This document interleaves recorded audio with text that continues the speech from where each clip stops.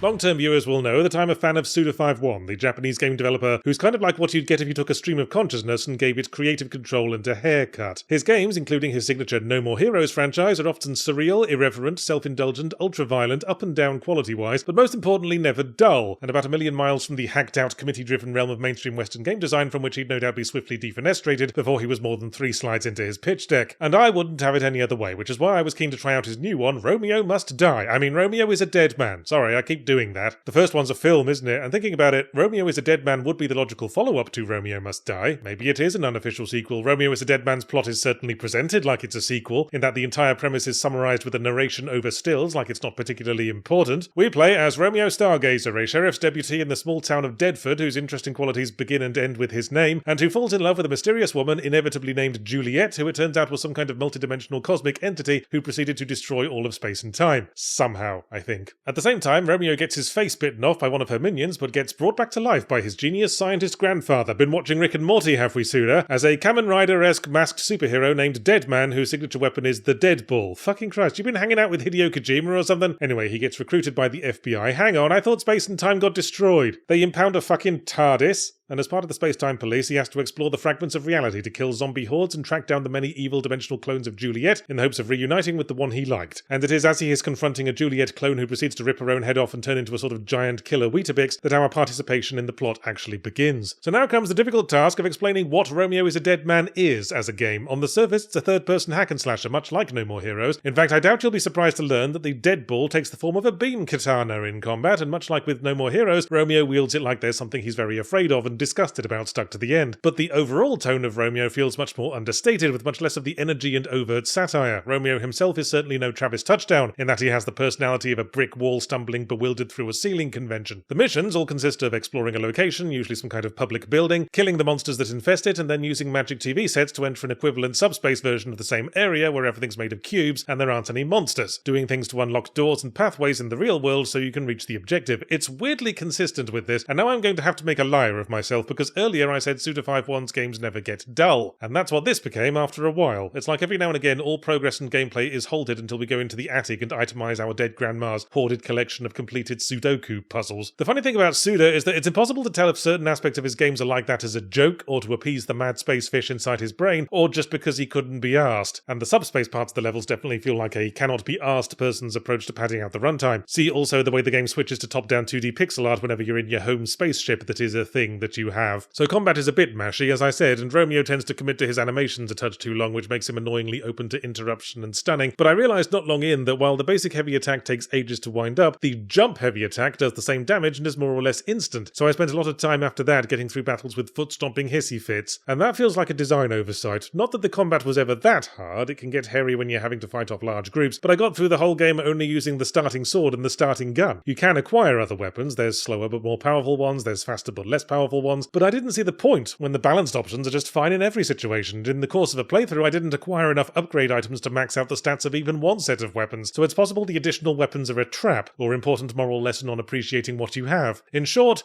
bit flabby, but an interesting addition is that you are assisted in combat by a bunch of complete bastards. No, really, that's what they're called, bastards. They resemble corpses in sparkly costumes, and they all have unique cooldown abilities you call upon in battle. One's a turret, one heals you, one's a good old-fashioned wholesome suicide bomber. Although it'd be nice if the suicide bomber actually did his job when I called upon him. Half the time the enemy would hit him and he'd just not explode. Well, I've suddenly realised life is worth living. You're on your own. Bye! Wow, you guys are aptly named. But that's not the really annoying part about bastards. It's that you have to grow them from seeds in your home base, and every time you pull one up there's a button prompt and a prolonged cutscene, and then we have to pick their name and personality quirk, which was cute the first time, not so much after Bastard 37. You're also obliged to merge bastards to create ones with competitive stats, Persona style, and that requires mashing the skip button through another like 4 mini cutscenes, and then they don't just give you the result, you have to plant it again and immediately pull it out of the ground again with another prolonged unearthing sequence. So things get very tedious when there's a lot of bastard husbandry on the schedule. Serious question, what could one say is Romeo as a Dead Man's genre, gameplay aside? Is it comedy, horror, romance, sci-fi? It is none of those things. One could only call it, in all summation, a Suda51 game, and frankly not one of his best. Core gameplay is not that interesting, and neither's the plot. The ending in particular doesn't resolve much of anything relating to Romeo's situation, not that there was much to invest me in it, but then I took a step back and considered, what if this game isn't about Romeo Stargazer, who has, as previously established, the personality of an unpainted wooden duck on display outside a knick-knack shop? What if this is a game about Suda 5-1? In broad terms, the plot is about a search for meaning after the destruction of a prior existence, and doesn't that feel apt coming from a creator who just wrapped up the series he's best known for, who perhaps might now be seeking a new direction in life? Is Romeo Suda 5-1 a once dead man brought back to life to recover an idealized lost love that is creative muse, and encountering nothing but hollow imitations? And where do the bastards come into all this? These unreliable beings cultivated to life to defend Romeo from attackers. The fans, perhaps? Am I a bastard, Suda? Actually, don't answer that. This video is sponsored by Incogni. You don't want to take chances when it comes to your information online, especially for public figures like myself. I knew a bloke had his home address revealed because he bought something from what seemed like a perfectly legitimate GeoCities website, and another friend of mine had his social security number leaked just because he posted a photo of his new tattoo of his social security number. Actually, Incogni probably couldn't have helped with that, but for everyone else, sign up at incogni.com/secondwind and you too can unleash the Incogni Frighteners to purge all your details from the annals of the info brokers. And with the custom removals feature, with the unlimited and family unlimited plans, you can even point to specific websites and Incogni's privacy agents will remove your information for you. That's incogni.com/secondwind, remembering of course to use the code secondwind for 60% off, and have peace of mind as you browse online for inexpensive tattoo removal surgery. They can't harm you if they can't find you.